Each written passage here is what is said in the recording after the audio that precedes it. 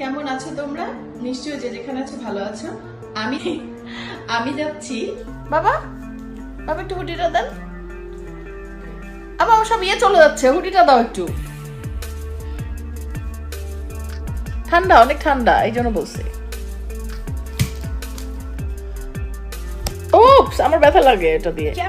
এবার অপেক্ষার প্রহর ফুরালো।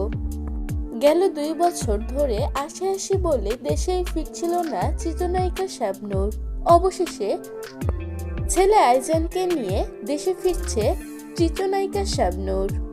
দেশে এসে সে সুখবর দিবে, এমনই আশায় রয়েছে তার ভক্তবিন্দুরা।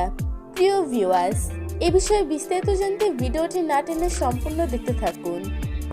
ছেলে আইজানকে নিয়ে এবার দেশের পথে রওনা দিয়েছে শাবনূর।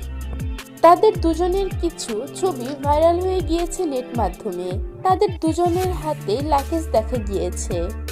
শাবনূরকে ওয়েস্টার্নে অনেক সুন্দর লাগছিল, যা নিয়ে ভক্তদের চমক দিবেন ভেবেছিলেন শাবনূর। সেটা হচ্ছে রঙ্গনা সিনেমা।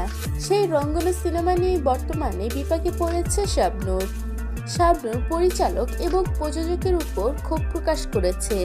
সে জানিয়েছে, তাকে না জানিয়েই নাকি ইউটিউব, ফেসবুকে তার শুটিং ভিডিও ভাইরাল করে দেওয়া হয়েছে। এ ব্যাপারে শাবনূর দেশে এসে সিদ্ধান্ত নেবেন। এই কারণে শাবনূরকে নিয়ে অনেক সমালোচনাও হয়েছে। শাবনূর বলেন, রঙ্গনা সিনেমা নিয়ে তিনি ভীষণ ক্ষুব্ধ, আর এই বিষয়টা সে দেশে এসে সিদ্ধান্ত নেবেন যে তাকে কেন না জানিয়ে তার শুটিং ভিডিওগুলো আপলোড করা হলো। শাবনূর আরও জানিয়েছেন, এই 1.5 বছরে শাবনূর আরও 2 বার বাংলাদেশে এসেছেন। তার দেশেই সবকিছু, তাকে তার কাজের জন্য দেশে আসতেই হয়। প্রিয় ভিউয়ার্স, এ বিষয়ে আপনাদের কি মন্তব্য তা জানিয়ে দিবেন আমাদের কমেন্ট বক্সে।